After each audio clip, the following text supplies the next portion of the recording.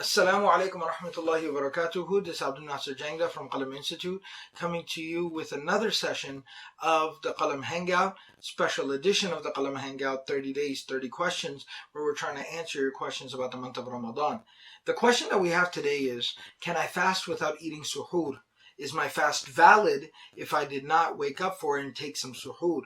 So first and foremost, let's define the terminology. Suhoor refers to the pre-fajr, pre-dawn meal that is eaten in preparation for fasting. Suhoor, or as in the subcontinent, it's referred to as sehri.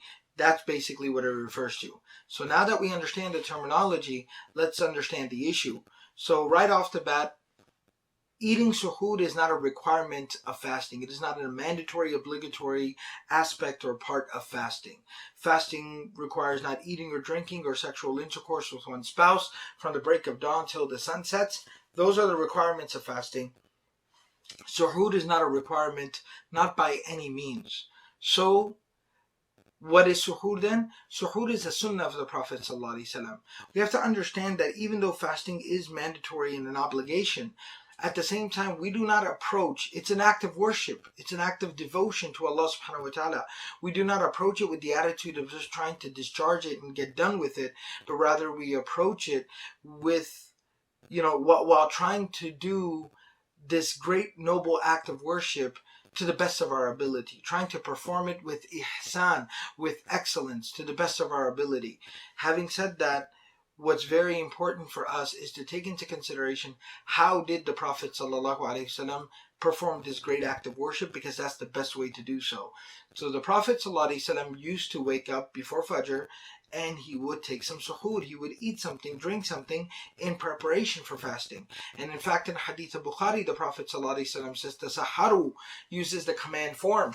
Even though the command form here is not to make it mandatory, obligatory, it's to make it a very strong recommendation. That's why he uses such strong language and a strong tone. But he's saying, please wake up before Fajr and eat something. فَإِنَّ فِي السُّحُورِ بَرَكَةً, because in the pre-Fajr meal there is great blessing.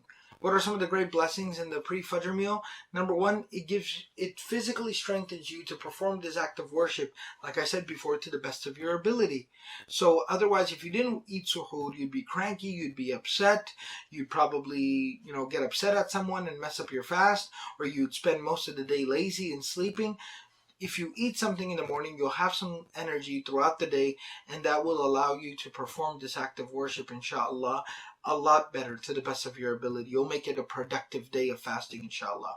The second thing is, it takes the intimidation of fasting away, because now you have a game plan, and suhoor is part of your game plan.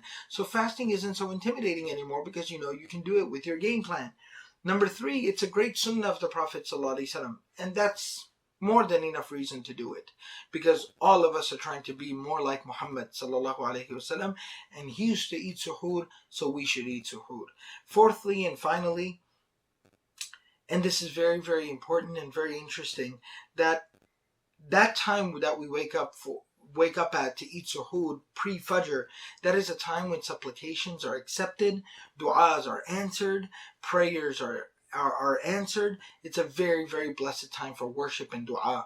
So wake up an extra 5 minutes early, and inshallah utilize that opportunity to pray. 2 for the price of 1, more bang for your buck. You really can't beat that deal. And in fact, some of the Sahaba, this is a very beautiful narration. Zayd ibn Thabit says, "Tasaharna ma'an Nabi sallallahu alayhi wasallam." We did suhoor with the Prophet sallallahu alayhi wasallam, and when he was asked, "Kam kana bayna al-adhan wa suhoor?" How much time was there between the adhan of Fajr and suhoor? He said something very interesting. He said, "Qadru 50 ayatan." There was enough time to recite 50 verses, ayat of the Quran. How did he know it was enough time to recite 50 ayat of the Quran? Because he would use that opportunity to also sit down and recite some Quran. So let's try to make that time as productive as possible. One of the last questions that I'll answer here in the context of this issue is, what if somebody's like, I'm not hungry, I don't need suhoor? The Prophet ﷺ said, "Man arada an yasuma falyatasahhar bi shay'in." If whoever intends to fast should eat at least something in suhoor. And there's yet another narration that's narrated by Imam Ahmad in his Musnad, where he says, "Suhoor aklatun barakatun." The Prophet ﷺ says suhoor is a very blessed meal. فَلَا تَدْعُوهُ, so don't leave it. وَلَوْ أَنْ يَجْرَى أَحَدُكُمْ جَرْعَةً مِنَ الْمَاءِ. Even if you're just going to take one sip of water, فَإِنَّ اللَّهَ وَمَلَائِكَتَهُ يُصَلُّونَ عَلَى الْمُتَسَحِّرِينَ. Because Allah subhanahu wa ta'ala sends His special mercy upon those who wake up in the late hours of the night to eat some suhoor before Fajr, and the angels make dua for the person who wakes up to eat suhoor. And following along with that, that's why the Prophet ﷺ said, نِعْمَ سُحُورِ الْمُؤْمِنِ التَّمَرُ. That the best suhoor of a believer is to just simply even eat one singular date.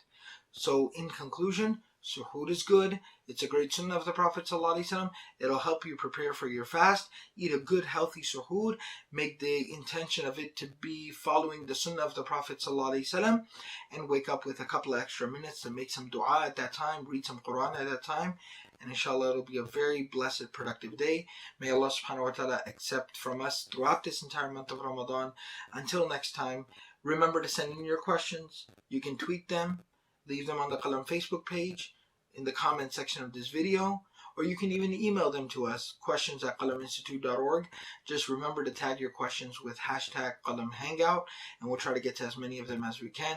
Until next time, Jazakumullah khairan. Wassalamu alaikum wa rahmatullahi wa barakatuh.